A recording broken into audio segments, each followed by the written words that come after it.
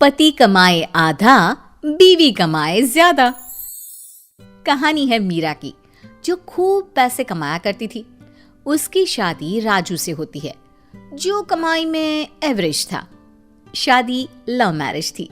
शादी के बाद मीरा अपने मायके जाती है, जहां उसकी सहेलियां और भाभी के साथ माँ सभी उसका इंतजार करते हैं। माँ माँ माँ, तुम लोग तो सोच भी नहीं सकते कि मैं कितनी लकी हूँ।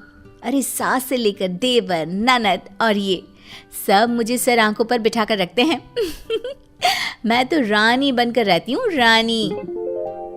एक माँ के लिए इससे अच्छा क्या होगा कि उसकी बेटी ससुराल में खुश है। वैसे बेटा तुम बहुत खुश रहो, हमारी तो यही दुआ है। तभी भाभी कहती है, मैं आपके लिए चाय लाती हूँ मीरा।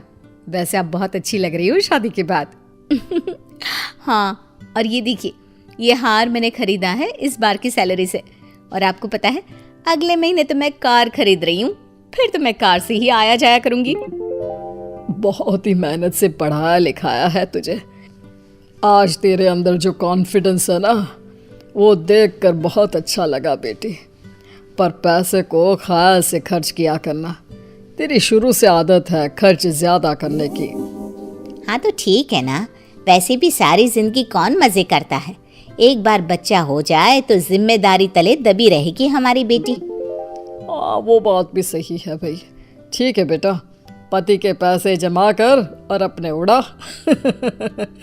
मजे कर मेरी बच्ची, खुश रह। मीरा के लिए ससुराल तो सच्ची किसी गेंदा फूल की तरह ही था। हर कोई बड़े ही प्यार से रहता। मीरा मायके से ससुराल आ जाती है, जहां ननद कहती है, ना भाभी ना, आप क्यों रोटी बना रही हो? आप तो काम करिए अपने ऑफिस का। माँ बता रही थी कि बहुत काम होता है, मैं बनाती हूँ ना रोटी। हाय रे, जैसे फिल्मों में दिखाते थे, मेरी ननद तो बिल्कुल वैसी नहीं है। मैं तो धन्य हूँ, धन्य। हे माँ, न जाने कौन से मोती दान किए होंगे। ये सारे लोग कितने अच्छे हैं। मीरा ननद को रोटी बनाने दे देती है और खुद कमरे में बैठी होती है कि सास हाथ में दूध का ग्लास लेकर आ जाती है। बहू, ये दूध पी ले, थक जाती होगी ना काम कर करके, क्यों? बहू को लगता है साक्षात माँ दुर्गा हाथ में दूध का ग्लास लेकर आ गई है। तो सास को बहू धन की देवी लक्ष्मी से कम नहीं लगती। माँ जी, ये आप क्या कर रही हैं? क्यों मेरे सर पर पाप चढ़ा रही हैं? अरे मेरी जिम्मेदारी है ना कि मैं आपका ख्याल रखूं, तो आप मेरे लिए दूध ला रही है। ये ठीक नहीं लगता माँ जी। लेकिन सास, अरे जिसके दिमाग में कोई और ही खिचड़ी पक रही होती है, वो बहू से कहती है, देख बहू, वो जमाने गए और ना ही मैं वो पिछड़े जमाने की सास हूँ जो बहू और बेटे में फर्क करूं। मेरे लिए तो बहू नहीं, बेटी है, बेटी। बहू को तो समझ में ही नहीं आता कि ये क्या हो रहा है। अरे सास तो बहू के गले में चाकू लेकर बैठा करती है, लेकिन ये तो बहू के साथ ऐसे है जैसे कि बहू का कोई कर्जा लेकर बैठी हो। दिन ऐसे ही मीरा के लिए मजे के बीत रहे थे।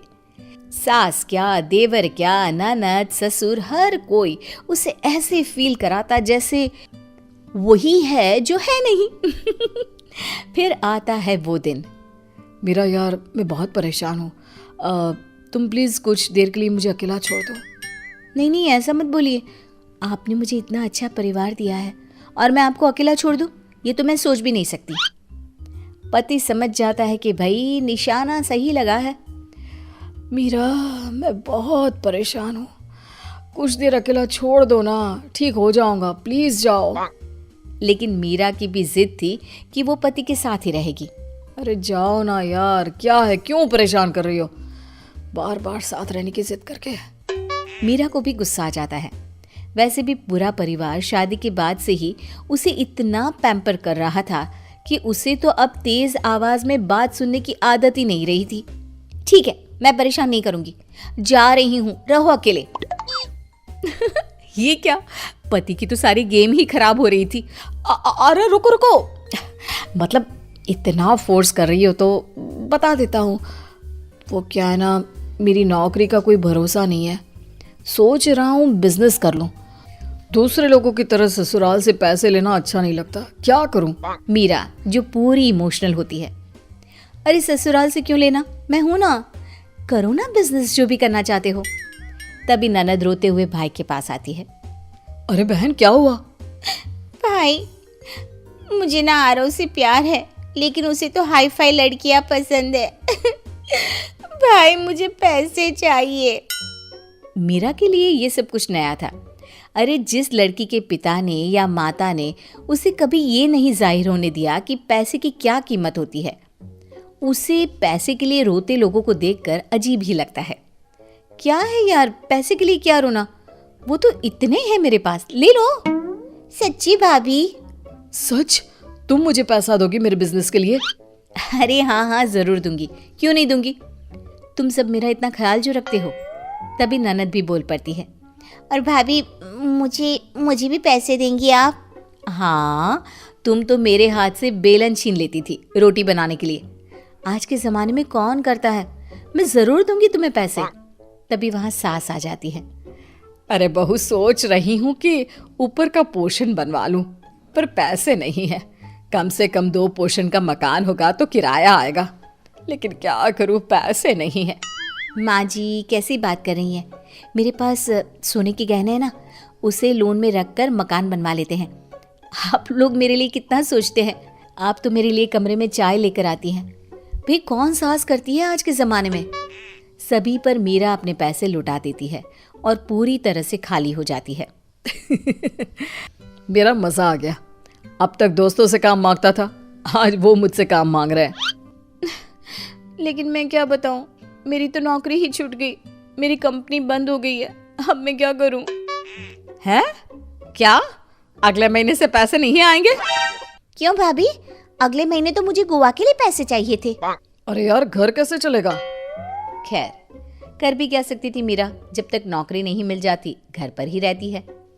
मीरा, तूने तो पैसे देने ही बंद कर दिए हैं और मैंने मकान बनवाने का काम शुरू भी कर दिया। अब देख, आज ना एक लेबर नहीं आई है, तो क्यों ना तू उसकी जगह काम कर ले, पैसे भी बच जाएंगे।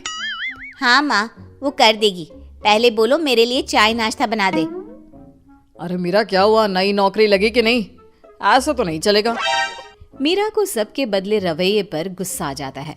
वो अपनी माँ के घर जाकर सारी बात रो रो कर बताती है। बेटा, वही तेरे पापा और मैंने भी कहा था, पैसों की कद्र करो, क्योंकि कल को कोई रिश्ता भले खोटा निकल जाए, लेकिन पैसा तो चलेगा ही चलेगा। तभी मीरा के फोन पर नई नौकरी की कॉल भी आ जाती है और उसे उससे भी ज्यादा पैसों की नौकरी मिल जाती है। लेकिन इस बार मीरा को नौकरी के साथ अकल भी मिल जाती है कि अपने पैसों का हिसाब रखना जरूरी है।